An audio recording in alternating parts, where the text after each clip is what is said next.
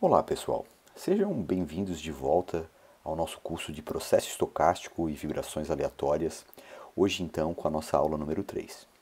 Então, relembrando rapidamente o que a gente viu na aula número 2, a gente começou a discutir a parte de processo aleatório, o capítulo 2 do nosso material, e a gente viu então uma teoria básica de probabilidade, né, e a definição de variável aleatória e distribuição de probabilidade, né, como caracterizar essa nossa variável aleatória. Hoje a gente dá sequência ao conteúdo da disciplina, então, com o item 2.4 do nosso material, onde a gente discute, então, o conceito de valor esperado e de momentos de uma variável aleatória. Bom, gente, de forma geral, a gente diz que a função densidade de probabilidade, ou PDF, né, Probability Density Function, ela inclui todas as características estatísticas de uma variável aleatória, quando eu tenho apenas uma variável, né? Mas em muitos casos, a gente não precisa de toda essa informação, é preferível trabalhar então com outros parâmetros que me deem características diretas sobre essa minha variável aleatória. E esses parâmetros é o que a gente chama então de momentos de uma variável aleatória. Bom, a definição dos momentos de uma variável aleatória, ela é baseada então no conceito de valor esperado, né, que eu vou estar indicando então por um e de x, x aqui é a nossa variável aleatória. E o valor esperado é definido então, né, o nosso e de x como sendo a integral de menos infinito a mais infinito de x, né, p de x dx, onde x aqui são então os possíveis valores que a variável aleatória pode estar assumindo, e o nosso p de x então é a nossa PDF, né, a Probability Density Function. O valor esperado, gente, ele também é chamado, né, de valor médio ou valor teórico da média. Bom, a gente pode também estar estimando o valor esperado, né, com base em dados experimentais, né, fazendo então, né, eu vou chamar essa estimativa de x barra, né, como sendo igual a 1 sobre n, somatório de nzinho de 1 a nzão, de x, aqui na verdade deveria ser xn, né, e não xi. Onde então o xn então, seriam as realizações da nossa variável aleatória. E se eu tomar então um limite, né, do n tendendo a infinito de x barra, a gente então tem o nosso valor esperado e de x. Bom, então eu vou usar essa definição de valor esperado para definir o que eu chamo então de momentos de uma variável aleatória. O primeiro momento é exatamente o valor esperado, eu vou estar indicando ele por μ de x, né, igual então a e de x, e ele é igual então a integral de menos infinito a mais infinito de xp de x dx. O segundo momento é o que a gente vai estar chamando então de valor quadrado médio, então seria o valor esperado de x ao quadrado, né? E então nada mais é então que a integral de menos infinito a mais infinito de x quadrado p de x dx. Então vocês vão notar, né, que sempre que eu definir alguma operação em relação ao x dentro do valor esperado, eu vou estar realizando essa operação em cima do x que está dentro da integral, né? Então, como eu quadrei, eu quadro também o meu x dentro da integral. Na sequência, a gente pode ver a definição para o nosso segundo momento central, que a gente vai estar chamando então de variância. Eu vou estar indicando por um sigma x quadrado, né? Então seria a variância da variável x, ou simplesmente var de x. E ele nada mais é então que o valor esperado de x menos μ de x, a sua média, ao quadrado. E usando então a definição de valor esperado, a gente tem a integral de menos infinito a mais infinito de x menos μ de x ao quadrado, p de x dx. A gente pode mostrar, né, que o nosso sigma x quadrado nada mais é então que e de x quadrado, nosso valor quadrado médio, menos μ de x ao quadrado, ou seja, a sua média ao quadrado. A gente pode mostrar essa relação simplesmente resolvendo a integral que a gente definiu ali em cima. E a gente diz também que a variância ela nos dá uma medida da dispersão dos nossos resultados. Quanto maior a variância, né, mais disperso são os nossos resultados. Um outro conceito que a gente usa bastante também é o conceito de desvio padrão, que nada mais é então que a raiz quadrada da variância de x. Dando continuidade, então, a gente vê o terceiro momento central de uma variável aleatória, que a gente vai estar chamando, então, o termo em inglês é skewness, que eu estou traduzindo aqui como assimetria. Então, é uma medida da assimetria da minha distribuição de probabilidade. E ele é definido então, né, como o valor esperado de x menos o μx, menos a sua média, elevado ao cubo. Né? Então, novamente, né, como a gente estava vendo, eu simplesmente vou repetir isso dentro da nossa integral. Né? Fica integral de menos infinito a mais infinito, x de menos μx ao cubo, p de x dx. Como eu mencionei, né, então o skewness, ou a simetria, ele dá uma medida da assimetria da nossa PDF, distribuição de probabilidade. A gente trabalha muitas vezes, na verdade não com essa definição, mas com a definição do coeficiente de assimetria, que eu vou estar chamando aqui de γ1, né, que é igual então ao valor esperado de x menos μx ao cubo, né, dividido pelo o seu desvio padrão ao cubo. Né? E ele é definido dessa forma, né, fornecendo então para a distribuição normal um γ1 igual a zero, né? Então seria uma distribuição perfeitamente simétrica. Então o exemplo aqui, né, então se eu pegar por exemplo a minha distribuição de probabilidade e deformar ela de tal forma que a média fique abaixo, né, do pico da minha distribuição, a gente diz então que a gente tem um γ1 menor do que zero. E o caso contrário, né, onde eu desloco a minha distribuição, né, para valores acima da minha média, né, de tal forma que a média fica acima do pico, a gente diz que a gente tem assim um γ1 maior do que zero. Bom, gente, por último a gente vê então o quarto momento central, que a gente vai estar, o termo em inglês é kurtosis, e a gente traduz então como kurtose, e ele é definido então como o valor esperado de x menos μx na quarta. Né, novamente repetindo dentro da integral, né, fica integral de menos infinito a mais infinito, x menos μx na quarta, p de x dx.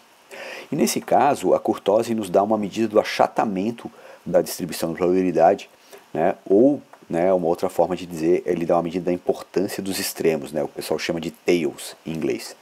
Né, e ele é bem interessante para avaliar, né, o acontecimento de outliers, porque né, que seriam eventos, digamos, fora do padrão, que acabam então aumentando a kurtose, e eles dão uma indicativa de necessidade de rever o experimento, se a gente tem um número muito grande de outliers. A gente define também um coeficiente de kurtose na forma de γ2 igual ao valor esperado de x menos μx na quarta sobre o desvio padrão na quarta, menos 3. A razão do menos 3 é de tal forma que a distribuição normal tenha um γ2 exatamente igual a zero. Então, alguns exemplos aqui, né? Então, para uma distribuição normal, em que a gente muda então o achatamento da curva, e a gente diz então que a gente tem aqui um γ2 positivo para essa curva que é mais pontuda, digamos, né? Um pico mais acentuado, γ2 igual a zero para aquela que seria a distribuição normal, e um γ2 menor que zero para aquela que está mais achatada. Então, uma kurtose negativa, né, nos dá um achatamento da curva. Na sequência, a gente pode ver um exemplo onde a gente calcula alguns dos momentos a partir da distribuição de probabilidade de uma variável aleatória. E a gente usa então a distribuição uniforme como exemplo, né, como a gente viu, né, o nosso p de x, né, fica na forma de 1 sobre b menos a, né, para o intervalo de a a b, e 0 fora desse intervalo. Então, para calcular a média, o nosso μ de x, né, que é o valor esperado de x, a gente usa a definição, né, a gente vai ter integral de menos infinito a mais infinito, xp de x dx, né, e em função da distribuição uniforme, a gente fica então com a integral de a a b de x, 1 sobre b menos a dx. E que se a gente então resolver a integral, a gente chega então no valor de b mais a sobre 2, que é o que a gente tinha encontrado, que a gente tinha fornecido lá quando a gente viu as distribuições de probabilidade. Na sequência a gente pode calcular a variância, né? Então o nosso sigma x quadrado, né, seria então o valor esperado de x menos μ de x ao quadrado, novamente, né, usando a definição, né, integral de menos a mais infinito de x, μ de x quadrado, p de x dx, e substituindo, né, a gente vai ter uma integral de 0 a b de x menos μ de x ao quadrado, 1 sobre b menos a dx.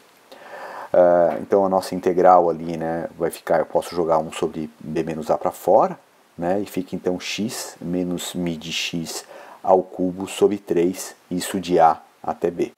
Então, substituindo, né, os valores, a gente consegue mostrar que a gente chega no valor então de b menos a ao quadrado sobre 12, novamente, né, aquele valor que a gente tinha visto, né, na parte de distribuições de probabilidade. Bom, na sequência a gente discute então momentos associados agora então a um processo bivariante. Né? A gente pode, de forma geral, né, estender os conceitos que a gente viu até agora, né, para um processo envolvendo mais de uma variável, incluindo então um processo bivariante. Um momento que vai ser interessante para a gente é o segundo momento de um processo bivariante, então seria o valor esperado de x vezes y, né? Então cada um x e y, duas variáveis aleatórias, e isso seria dado então pela integral de menos infinito a mais infinito, dupla, né? X e y, p de x e y dx dy, onde essa função p de x de y então é a função densidade de probabilidade conjunta. Esse momento é o que a gente vai estar chamando então de correlação entre x e y. Na sequência, a gente pode ver o segundo momento central de um processo bivariante. Então, nesse caso, né, a gente vai estar chamando esse momento de covariância. A notação que a gente vai estar utilizando então é um cov de x, y, e ele é dado então pelo valor esperado de x menos μ de x, y menos μ de y. Então a gente tem uma integral dupla de menos infinito a mais infinito, de x menos μ de x, y menos μ de y, p de x e y dx dy.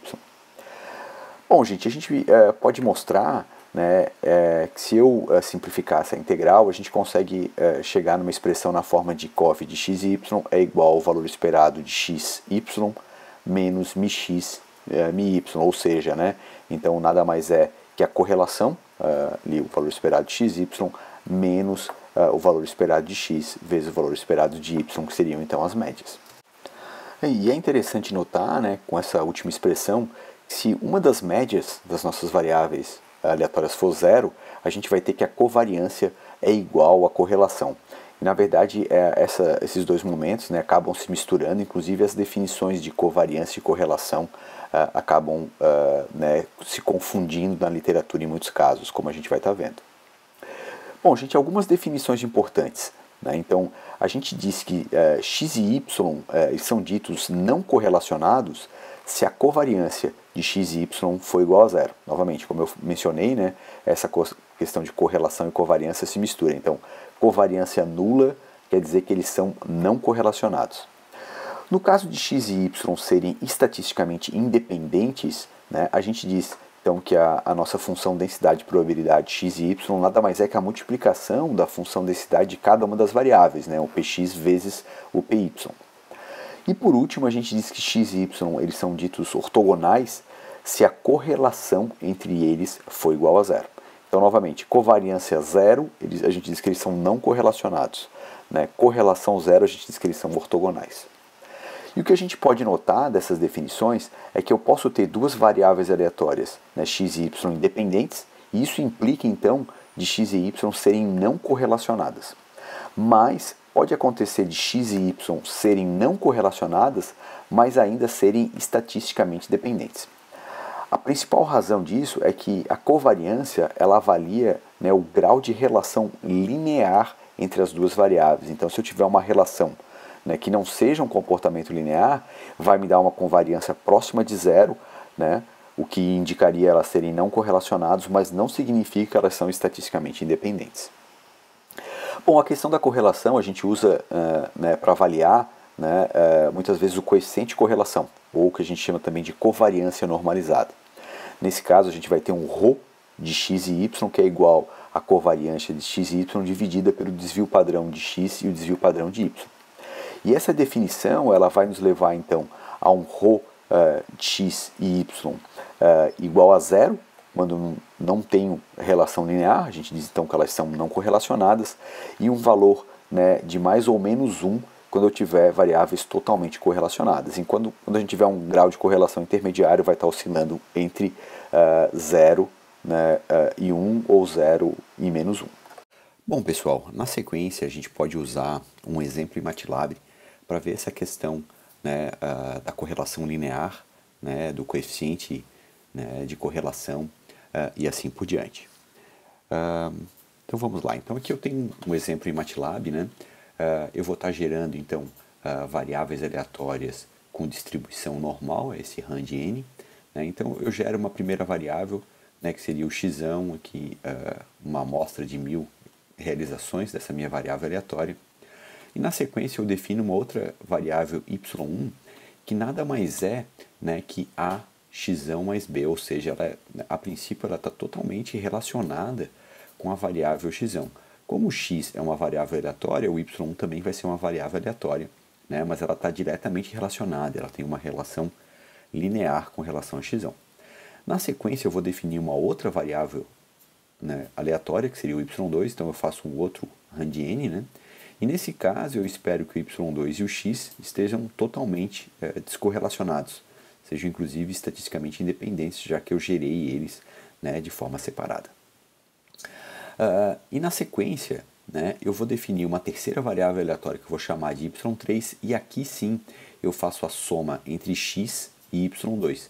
Então eu espero que o y3 ele seja parcialmente, né, relacionado com x e com y2. Então, na sequência, eu vou calcular aqui a covariância, né, o SX1, SX2 e SX3, né, e essa é a definição que a gente viu lá para a estimativa da covariância. E na sequência, né, eu vou dividir pelos desvios padrões para calcular então o coeficiente de correlação, aqui eu estou chamando de R, x entre x e y1, entre x e y2, entre x e y3. Então a gente pode começar plotando, né? Eu faço uma figura que seria um gráfico de dispersão, tá? Em que eu ploto x versus y. Né? Então vamos lá para essa primeira figura. Então eu vou rodar aqui o código, né? E eu posso mostrar aqui então a figura. Então, como a gente esperava, né, eu tenho pontos espalhados, dá para ver que é uma distribuição normal, né? Aqui no centro, né, tem muito mais pontos do que nas extremidades, e formam uma linha, né? Então existe uma correlação linear entre o x e y1. Então, se a gente vê, por exemplo, o valor, avaliar aqui o r, x, y1, a gente tem um coeficiente de correlação exatamente igual a 1. Bom, na sequência a gente pode ver então agora o que seria o gráfico entre x e y2. Lembrando então, né, que o y2 é uma nova variável aleatória que a gente gerou. Vou dar um novo stop aqui. E nesse caso eu tenho um gráfico de dispersão em que meus pontos estão todos distribuídos, né? Dá para ver uma concentração maior aqui no meio em função da distribuição normal de ambas as variáveis aleatórias, mas eu não consigo ver nenhum comportamento, né, nenhuma correlação entre essas duas variáveis aleatórias, né?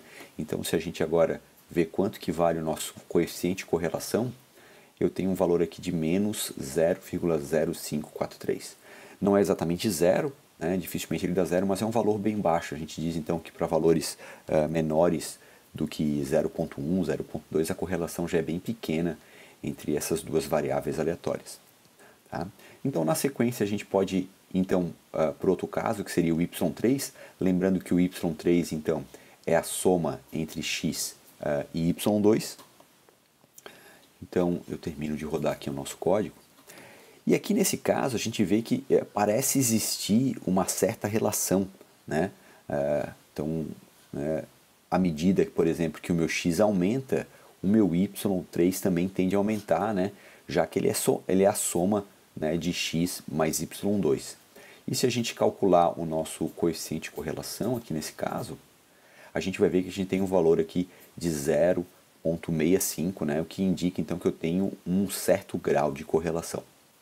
Uma outra análise interessante aqui, se eu voltar lá em cima e eu vou redefinir o meu y3, e agora a gente vai ver aquela questão que a gente acabou de discutir, de que a covariância, né, e o coeficiente de correlação, eles indicam um grau de relação linear. Então a pergunta, o que acontece se duas variáveis forem, né, estatisticamente dependentes, né, diretamente relacionadas, mas a relação ela não é linear e sim quadrática? É o que eu estou fazendo aqui, eu estou dizendo que o meu y3 nada mais é que a variável x ao quadrado. Então, teoricamente, elas estão totalmente relacionadas, né? Mas de forma quadrática e não de forma linear. Então, se eu rodar novamente o código, eu tenho aqui o gráfico de y3 com x. Nesse caso, né, como a gente esperava, né, forma-se uma relação quadrática, né, uma parábola, né, e se eu calcular agora o nosso coeficiente de correlação, né, a gente tem um valor de menos 0,089, ou seja, né, a gente diria, né, que a correlação é muito baixa, né, e eu diria que essas variáveis são não correlacionadas, né, mas elas são estatisticamente dependentes, já que uma, né, foi definida em função da outra. Tá? Então essa é uma forma de entender a diferença entre relação linear, né, entre correlação e dependência estatística. Bom, gente, voltando para as nossas anotações, a gente pode ver agora algumas propriedades dos momentos de uma variável aleatória. Então, a primeira propriedade, se eu tiver então o valor esperado de A, x mais B, onde A e B aqui são constantes, né, a gente pode mostrar que isso é igual a, né, valor esperado de x mais B. Então, para fazer esse tipo de prova, e ela vai ser a mesma para todas as propriedades na sequência, o que a gente faz é jogar, então, a expressão que a gente tem dentro do valor esperado, dentro da integral, usando a definição do valor esperado. Né? Então, a gente vai ter que isso aqui é igual à integral de menos infinito a mais infinito, de ax mais b, p de x dx. Então, eu posso separar a minha integral em duas, né, e jogar o a e o b para fora da integral. Eu vou ficar, então, a integral de menos infinito a mais infinito, x, p de x dx, mais b, integral de menos infinito a mais infinito de p de x dx. E a gente tem, então, né, que o a nada multiplica, então, o valor esperado de x, e aquela integral de menos infinito a mais infinito de p de x é igual a 1, ou seja, eu tenho o valor de b. Uma outra propriedade, então, seria o valor esperado de ax mais b y, ou seja, um processo bivariante. E a gente pode mostrar que isso aqui fica igual, então, a valor esperado de x, mais b, valor esperado de y. E a forma de provar essa propriedade é, então, substituir na definição do valor esperado de um processo bivariante. Então, a gente teria a integral de menos infinito a mais infinito, dupla, de ax mais b, y, né, que multiplica p de x e y. Aqui, então, uma função densidade de probabilidade conjunta dx dy. Nesse caso aqui, eu não vou derivar e fazer a prova dessa propriedade. Outras propriedades, então, de momentos, a gente vai ter que a variância de x, nada mais é, não, por definição, né, o valor esperado de x menos μ de x ao quadrado. A gente pode mostrar que isso aqui é igual, então, ao valor esperado de x quadrado, o valor quadrado médio, menos o valor esperado de x ao quadrado, ou seja, a média ao quadrado. A gente pode mostrar também que a variância de ax mais b nada mais é que a quadrado vezes a variância de x. A gente vai ter também que a covariância de x e y nada mais é do que a correlação, né, valor esperado de x vezes y, menos a multiplicação das médias, μx, μy. E por último, a gente tem que a variância de x mais y nada mais é, então, que a variância de x mais a variância de y mais duas vezes a covariância de x e y. Bom, gente, a gente pode estar estimando, né, os momentos a partir de dados experimentais. As definições que a gente viu acima, né, são valores teóricos. Os erros associados a gente vai estar discutindo em mais detalhes né, mais para frente, mas agora a gente pode ver, né, algumas dessas estimativas. Então, se eu assumir aqui um conjunto de n medições de x, né, n realizações de x, né, x1 até xn, a gente consegue então fazer uma estimativa da média, o nosso μ de x como um x barra igual a 1 sobre n, somatório de nzinho de 1 a nzão de xn. A estimativa da variância, o nosso sigma x quadrado, né, fica então sx ao quadrado igual a 1 sobre n, somatório de nzinho de 1 até nzão de xn menos x barra ao quadrado. Nesse caso, essa estimativa da variância, ela tende a valores menores do que a variância propriamente dita, a variância teórica, né, o nosso sigma x. E a gente diz então que essa estimativa ela apresenta um erro de tendência, o termo em inglês é que ela é biased. E a gente pode mostrar que para amostras pequenas, uma melhor estimativa é fazer o nosso sx quadrado igual a 1 sobre n menos 1, somatório de nzinho de 1 até nzão, xn, menos x barra ao quadrado. Essa então é uma estimativa chamada de unbiased. Bom, a gente pode generalizar também essas definições, essas estimativas, né, para momentos de maior ordem. Né? Então a gente vai ter, né, um mk', né, que seriam os nossos momentos, né, podem ser estimados, né, então, na forma de 1 sobre n, somatório de nzinho de 1 até nzão, xnk. Já os momentos centrais ficam, então, um mk igual a 1 sobre n, somatório nzinho de 1 até nzão, xn menos x barra, né, elevado a k. No caso da estimativa da covariância, então nesse caso envolvendo duas variáveis aleatórias, né, a gente tem um S de xy igual a 1 sobre n, somatório de nzinho de 1 até nzão, de xn menos x barra, yn menos y barra. E nesse caso, essa também é uma estimativa bias. Né? A estimativa que seria unbiased seria dada então por S de xy igual a 1 sobre n menos 1, né? E o somatório exatamente igual àquele de cima. Bom, gente, com isso a gente fecha a nossa aula de hoje e até a próxima aula. Até lá!